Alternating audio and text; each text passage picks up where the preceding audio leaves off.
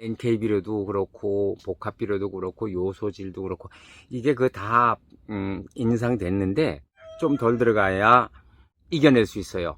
이런 때에 꼭 지혜가 뭐냐면 이제 저희 같은 경우 네, 안녕하십니까, 봉춘파입니다. 2022년 들어서 처음 영상을 올리다 보니까 조금은 어색하네요. 좀 고민이 되는 해가 됐네요. 재작년도하고 작년도에 작물값들이 좀 비싼 편이었잖아요. 그래서 이제 올해 좀 저렴하게 할 수 있는 방법이 없나 라고 생각을 하고 그러던 차에, 그래서 이제 올해 작년에 너무 모자랐던 이제 일반 그 KB를 작년에 한 500포 정도밖에는 공급을 못 받았어요. 그 원인이 지금 한 2년 가까이 이렇게 지탱하고 있는, 2년 넘게 지탱하고 있는 코로나 때문에 그쪽으로 자금이 많이 쏠리다 보니까 농림축산부에서 농민들한테 더 와야 될 그런 지원금이 모자라다 보니까 TB 지원 금액이 현저하게 떨어지다 보니까 1000포를 지키면 절반으로 뚝 자르고, 뭐 2000포를 지키면 또 절반으로 뚝 자르고, 이제 이런 현상이 있었죠. 그래서 작년에 워낙에 많이 모자란 TB 때문에 일반 화학 비료, 뭐 복합 비료니 요소니, 그러니까 그렇게 구입을 해서 어느 정도 보충을 했었어요. 이제 그러다 보니까 작년 하반기에 이번에는 1500포를 주문해야 되겠다 싶어서 1500포를 주문을 했어요. 천만다행으로 1500포를 다 받았어요. 언제부턴가 공구도 그렇고 일반 잡화도 그렇고 좀 비싸다는 느낌이 있던 제품들이 거진 다 싸게 공급이 되면서 메이드 인 차이나가 우리나라를 잠식하고 있었어요. 언젠가는 제가 그 직원들하고 얘기할 때 중국이 기침 한번 하면 아마 전 세계가 몸살을 일으킬 거다라고 했던 그게 지금 바로 얼마 전 요소수 대란으로 이어진 거죠. 나는 그래서 요소수만 모자라는 줄 알았는데 어메 농사 짓는 요소도 모자라는 거예요. 심각한 거죠. 자, 그러다 보면 지금 이제 추상적으로 제가 아직 그 농협에 가서 단가를 확인은 못했지만 비료값이 10,000원짜리가 30,000원대예요.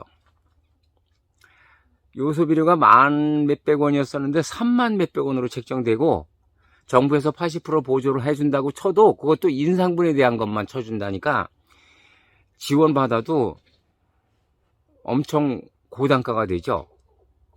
자, 그러면 농사를 지을 때 없어서는 안 될, 필히 없어서는 안 될 그런 비료를 그냥 포기해야 되는, 왜냐하면 같은 가격을 받을 수는 없어요, 이게. 자, 그래서 이제 그 원가가 많이 올라가기 때문에 농사 지시는 분들이 판단을 잘 하셔야 될 것 같아요. 저 같은 경우는 TB가 1500포면 어느 정도 커버가 되기 때문에 저는 또 노동 집약형 작물을 하는 게 아니라 제가 견딜 수 있는 그런 작물을 심고 있어요. 노동 집약형은 잘 될 때는 엄청 많은 돈을 벌 수가 있어요. 정말 뭐 하다못해 오이값이나 뭐 호박이나 다량 생산이 되기 때문에, 그리고 노동 집약형 그런 그 다량 생산이기 때문에 다다익선이라 그러죠. 하나의 마진이 포함해져서 많은 마진을 남길 수 있는 건데, 그런 것이 바로 요소가 들어가는 거예요. 자, 10,000원짜리가 30,000원 된 그 비료 성분이 많이 들어가는 제품이에요. 근데 또 하나, 노동이 많이 들어가기 때문에 다량 생산을 해서 인건비 빼고 계산을 해야 되는 거거든요. 그래서 제가 인력은 자신이 없어요. 그러다 보니까 제가 심는 작물 중에서도 올해도 저는 잘 견딜 것 같아요. 왜냐하면 작물 선택이라는 것이 식물로, 그러니까 줄기가 올라가는 거 말고 대가, 그러니까 뭐 고추대라던가 깨대라던가 이런 거는 요소를 그렇게 많이 필요로 하지 않거든. 질소분인데 올같이 원가가 비쌀 때는 그렇다고 정부에 가서 항의를 해도 안 될 테고, 이미 올라가 있는 게 뭐 깎여지겠습니까? 그러니까 퇴비로 커버할 수 있는 범위, 그리고 화학비료는 적게 쓸 수 있는 범위의 작물, 그쪽으로 갈 수밖에 없어요. 소비자들은 올해 반영이 된다면, 그 인상된 비료 가격이 반영이 된다면 비싸게 살 수밖에 없는 그런 올해 경제 예측을 해봅니다. 그리고 그 퇴비로만 가지고 하는, 그러니까 퇴비라고 해서 뭐 비료가 아주 안 들어가는 건 아니에요. 뭐 NK 비료도 그렇고 복합 비료도 그렇고 요소질도 그렇고, 이게 그 다 인상됐는데 좀 덜 들어가야 이겨낼 수 있어요. 그래서 이런 때에 꼭 지혜가 뭐냐면, 이제 저희 같은 경우 이제 경험을 해보니까 그렇게 이제 커버를 하지만, 자, 작년 같은 경우에 고추 심은 밭에 참깨를 심으면 거름 안 해도 돼요. 그러니까 좀 정답은 아니지만, 이런 악조건 속에서는 거름을 많이 안 먹는, 적은 거름량이라도 커버가 될 수 있는 그런 작물을 심는 것이 좀 좋을 것 같고요. 이미 심겨져 있는 거는 뭐 어쩔 수 없이 추가 비료가 들어갈 때, 추비 정도에 들어갈 때는 어쩔 수 없이 들어가요. 그러니까 전반적으로는 좀 올라가겠지만 대체적으로 좀 덜 집어넣게. 그러니까 옥수수 같은 경우도 밑거름에 요소를 뿌리고 퇴비를 뿌리잖아요. 자, 그러면 옥수수 같은 경우 이제 중거름을 주는데 2차 비료를 추비로 줄 때 요소를 줍니다. 요소를 주게 되면 요게 또 30,000원짜리거든. 그러니까 이게 올해 옥수수도 웬만하면 NK로 커버해야 되지 않겠나. NK 비료 같은 경우는 이삭거름 대용이니까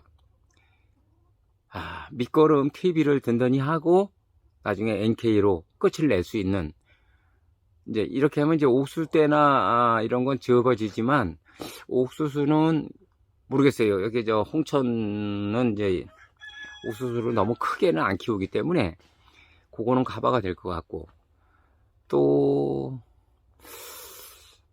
요소를 줄 수 있는 게 이제 들깨도 요소를 줘야 되고, 고추 때도 요소를 줘야 되겠지만, 조금 변칙을 써서 10,000원짜리 한 포가 들어갈 거면 8,000원어치만 들어가게 하고 이삭거름으로 대체를 좀 할 수 있는, 그렇게 지혜를 서로 짜시는 게 좋을 것 같아요.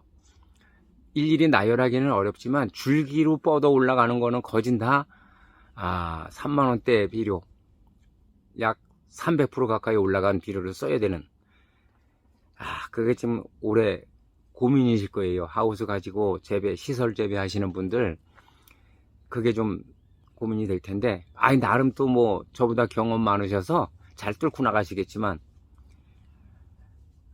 많이 비싸질 겁니다.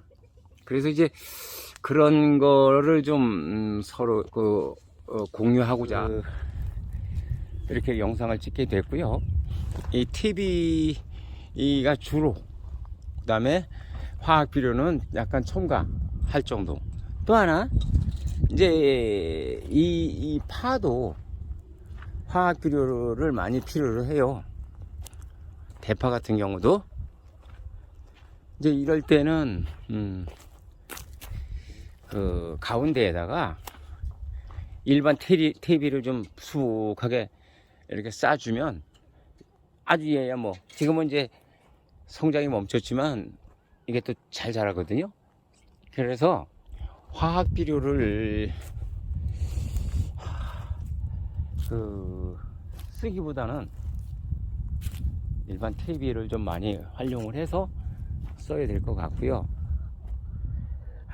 저기 이제 참깨밭인데 저기도 퇴비만 치고 뭐 서리태나 뭐 들깨나 이런 것도, 서리태 같은 경우는 이제 요소보다는 다른 그 밑거름만 좀 단단하게 하고 콩거름으로 다 많이 하는데, 그건 이제 콩비료 좀 들어가죠. 그것도 어쩔 수 없이 지금 들어가요. 그래서 서리태 값도 만만치 않을 것 같고 땅콩도 만만치 않을 것 같고, 올해 계획에 비료값 때문에 좀 많이 수정을 하시길, 그래야 될 것 같습니다.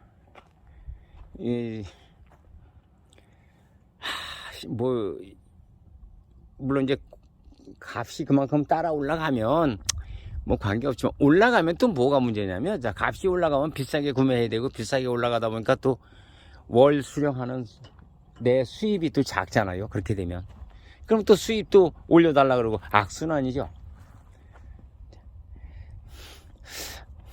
작물 선택 잘 좀 선택해야 될 것 같습니다. 좀 필요한 영상이 있으면 다시 올릴게요. 예, 고맙습니다.